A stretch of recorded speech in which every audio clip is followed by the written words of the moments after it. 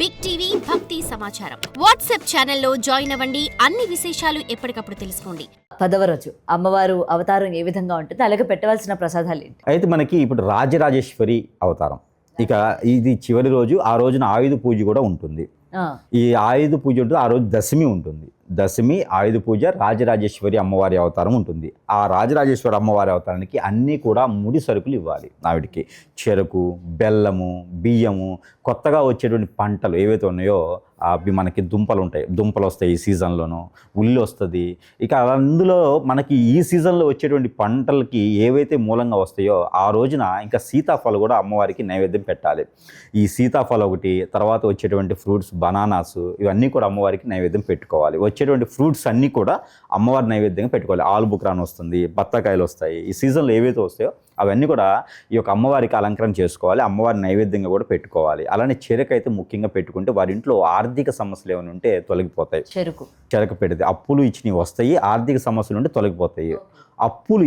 అప్పులు తీసుకుని కూడా తొలగిపోతాయి, త్వరగా తీర్చుకోగలుగుతారు. కాబట్టి చెరుకు నైవేద్యం పెట్టాలి వీరికి. డైరెక్ట్ బెల్లము, షుగరు కాకుండా అలాగా ప్రకృతిలో లభించేటువంటి ఫ్రూట్స్ ఏవైతే ఉన్నాయో అవి తీసుకొచ్చి అమ్మవారికి నైవేద్యం పెట్టుకుంటే చాలా శ్రేష్టం ఉంటుంది. ఆ రోజున ఎవరైనా సరే ఈ అమ్మవారికి శాంతి స్వరూపంగా ఉంటారు కాబట్టి అన్ని కోరికలు తీర్చేదానికి, కొంగు బంగారం చేసేదానికి ఉంటుంది. అందుకని ఈ రోజున మనకి ఏదైతే జొవ్వి చెట్టు ఉందో జొమ్మి చెట్టు నుంచి తీసినట్టు బంగారం అని చెప్పి కూడా అందరికి ఇచ్చేసి ఆలింగనాలు చేసుకుంటారన్నమాట. బంగారం అని చెప్పేసి, బంగారము అంటే ఆలింగనం చేసుకునే దానికి ఆ జొవ్వి చెట్టే బంగారంగా మనం కొలుసుకుంటాం ఆ రోజున, ఈ దశమి రోజున. ఇకపోతే ఈ రోజున ఆయుధ పూజ కూడా చేస్తూ ఉంటారు. ఆయుధ పూజ అంటే ఏమిటి అంటే, ఈ ఆయుధ పూజలు మనము ఏ వస్తువు నుంచి అయితే బాగుపడతామో, ఏ వస్తువు మనం జీవన శైలికి, జీవనాధానికి ముడిపడుతుందో, ఇంతకుముందు అయితే మనకి పొలాల్లో దున్నేటువంటి నాగలి, కొడవలి, మనకి ఇప్పుడు వాహనాలకు కూడా పూజలు చేస్తూ ఉంటారు. ట్రాక్టరు, దమ్ము కొట్టి వాటికి చేస్తూ ఉంటారు. నాగలి వాటికి గొర్రు అంటారు. వాటి అన్నిటికీ అరక, ఎద్దులకి, వీటన్నిటికీ పూజలు చేస్తూ ఉంటారు. అదేవిధంగా ఇప్పుడు చేసేట సాంప్రదాయం పల్లెటూరులో ఉంటుంది. ఇక టౌన్లో వచ్చేటప్పటికి వారు ఏ దాని మీద జీవన శైలి మొదలవుతుందో వాటికి కూడా అదే ఆయుధంగా భావించి, అంటే అది ఉంటేనే కదా వారి జీవన శైలి సాగుతుంది, అందుకని దాన్ని అదిగా భావించేసి, అండ్ అది పూజ చేసేటప్పుడు కూడా దానికి బలి ఇవ్వడం కూడా చేస్తూ ఉంటారు కదా, మేకను కానీ కోడిని కానీ, అంటే పూజ చేయాలండి. వాటిని బలిస్తున్నారు. మనకి జీవన శైలి మొదలైంది వాటితో, కాబట్టి వాటికి పూజ చేయాలి. ఈ మధ్యన దరిద్రులు వాటిని బలి ఇస్తున్నారు అమ్మవార్లకి. అమ్మవారు బలి కోరరు కానీ వీళ్ళు ఇస్తున్నారు. వాటిని బలి ఇవ్వకూడదు, వాటికే పూజ చేయాలి. పూజ చేయాలంటే బలి కోరుతుంది. ఏం కోరుతుంది అంటే వాటన్నిటికీ కూడా గుమ్మడికాయ, కొబ్బరికాయ ఇవ్వాలి, నిమ్మకాయ ఇవ్వాలి. అంతమించి ఏం లేదు. పసుపు, కుంకుమ, గంధము, నిమ్మకాయ, కొబ్బరికాయ ఇవే బలి ఇవ్వాలి. అంతమించి ఏం లేదు. ఆ గుమ్మడికాయ అనేది ఇంటికి కూడా తీసుకుంటే మరీ మంచిది. సెలబ్రిటీ లాంటి వాళ్ళు వారికి వారే దిష్టి తీసుకోవచ్చు. ఎవరైనా ఉంటే కూడా వారికి సర్వెంట్ల ద్వారా అయినా వారు దిష్టి తీసేసుకొని గుమ్మడికాయని పగలగొట్టించవచ్చు. ఆ గుమ్మడికాయ దిష్టి అనేది చాలా శ్రేష్టం ఈ రోజున. ఏది 10వ రోజున చేసుకుంటే కనుక ఆయుధ పూజ రోజున గుమ్మడికాయ కూడా దిష్టి తీసుకోవచ్చు. విరువురిని పిలుచుకొని, ఆడపిల్లల్ని, ఇంట్లో వాళ్ళందరినీ పిలుచుకొని పండగ వాతావరణంగా చేసుకోవచ్చు.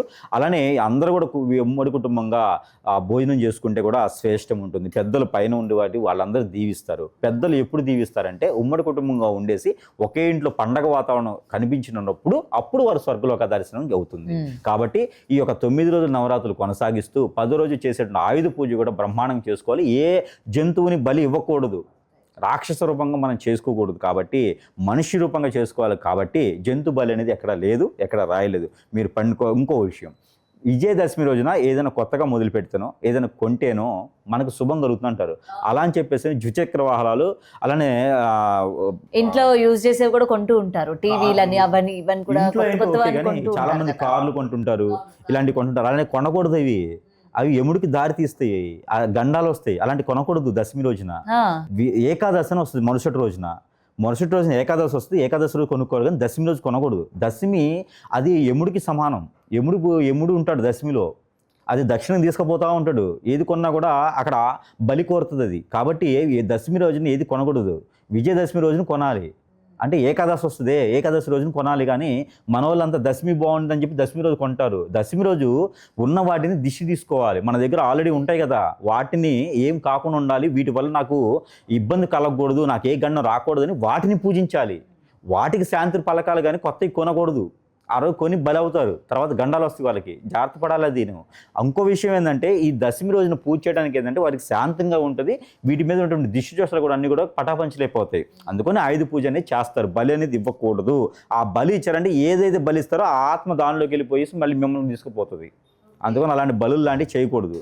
కేవలం గుమ్మడికాయ ఇవ్వచ్చు, కొబ్బరికాయ ఇవ్వచ్చు, అలానే నిమ్మకాయలు ఇవ్వచ్చు, పసుపు కుంకుమ ఇవ్వచ్చు. ఈ ఆయుధ పూజకి సమయం వచ్చేసి ఉదయం 7 గంటల నుంచి 11 గంటల లోపు ఎప్పుడైనా చేసుకోవచ్చు.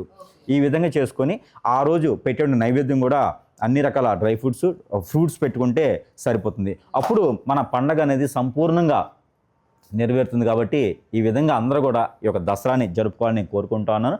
మన ప్రేక్షకులందరికీ కూడా దసరా శరన్నవరాత్రుల శుభాకాంక్షలు. For more videos like this, subscribe Big TV channel.